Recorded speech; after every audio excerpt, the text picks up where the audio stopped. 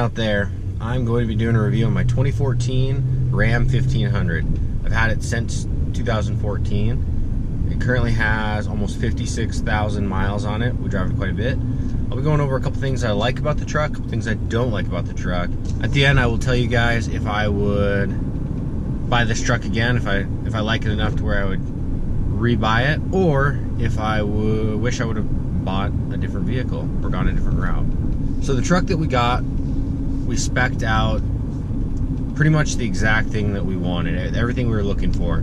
I had a vehicle before this, a pickup, that was a 2009 Silverado, which I love that truck. It was a extended cab. It wasn't quite the crew cab like this is, but this is a crew cab sport, 4-wheel drive. This pickup comes with the 5.7 liter Hemi, which has 395 bald eagle thrusts and 410 claw pound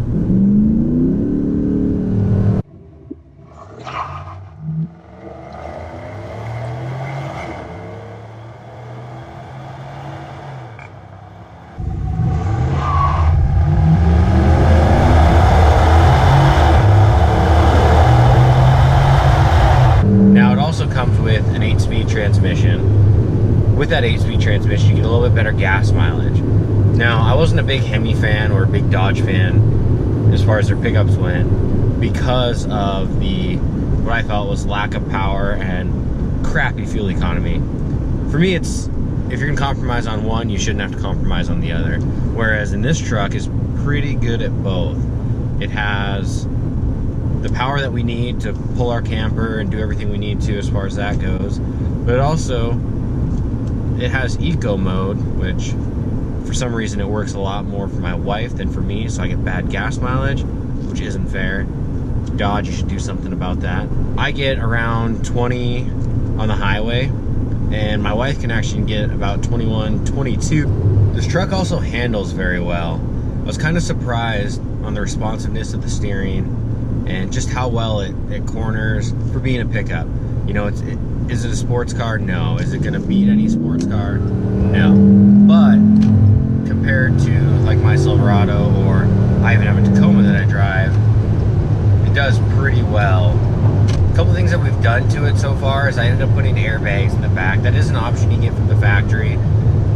We did not have a size camper we have now when we first got it, so it wasn't a big issue. But after we got a bigger camper, hooking it up in the back, it sagged more than I was comfortable with, and that affects how it rides, and it affects the wear and tear on your vehicle. So we added some airbags in the back, and I'll do a review on those in another video. They're awesome. They were very reasonably priced, and we have a 2.5-inch leveling kit in the front, and that complements our TDK front bumper. Now, the reason that we got this truck, the Sport, is because it comes with painted front and rear bumpers. It's not quite Dodge's blacked out edition. However, it doesn't have as much chrome as, say, like a Laramie would. And you don't have to compromise on any of your features. So, I mean, we got a sunroof, we have heated and air-conditioned seats, heated steering wheel, which is awesome.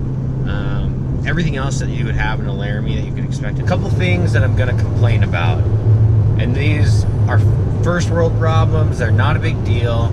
I can obviously live without them, or live with the way that they're set up. My biggest problem with this truck, I feel like, is the shifter knob. It's just a little knob. I don't know. It doesn't make it feel like a truck, if that makes sense. I'm so used to having a shifter lever for my Silverado or manual transmission. So when it went to this little tiny knob, I'm not okay with it.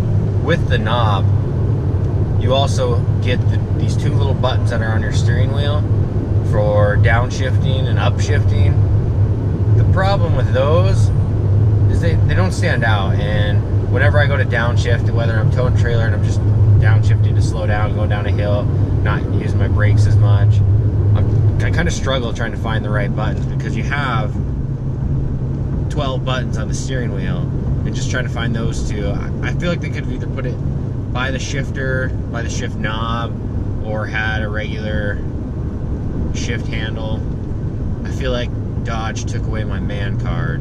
My next complaint is the climate control. This is the only way that you can adjust where the air is coming out of. There's no hard buttons down here, which I kind of wish there was.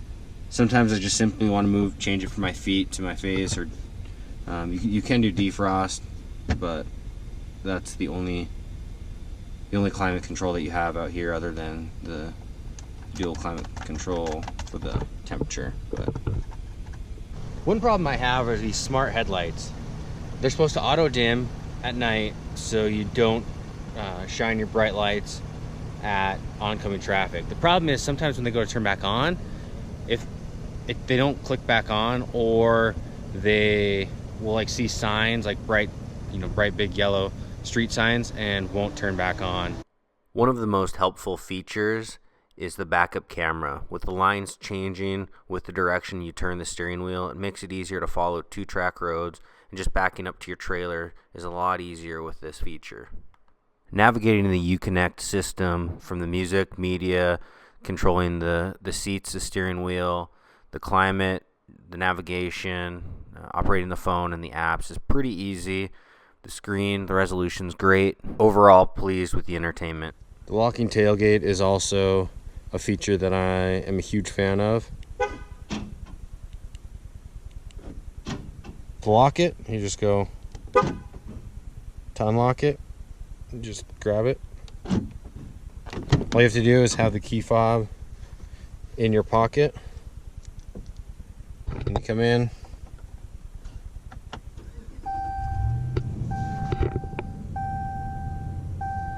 Another great feature that Dodge has included is the ability to change and customize your dash. You can have your clock, your thermostat, your compass, fuel economy, anything that you want you can have up here, your oil life. So you can pick what's important to you and have it up on display, or not have the cluster up there at all. Honestly, the Ram 1500 is a great truck to take a family out in the hills. It's comfortable, on the fly, 4-wheel drive makes it easy to not get stuck, go through little creeks, go through any snow, mud that you deal with. Obviously tires are very important. You can't just go through a ton of mud with the regular street tires that it comes with, but if you can get some all-terrains, off-road tires, something like that, it is a very capable truck.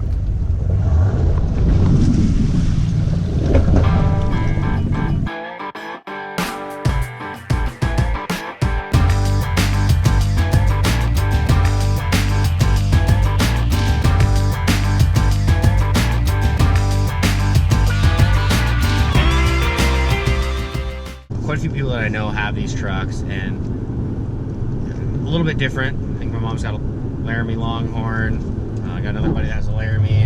Another one that has a diesel 1500.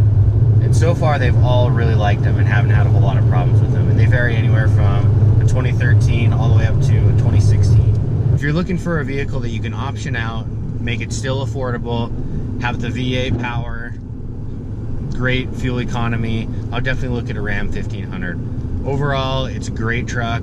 I'm glad we ended up buying it. Hopefully we'll keep it for 10 more years. I was surprised. I wasn't a Dodge guy before this, so I was pretty surprised that I actually ended up liking it.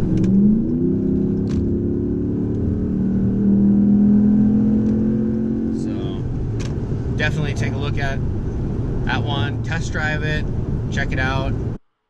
Go ahead and give me a thumbs up if you like the video.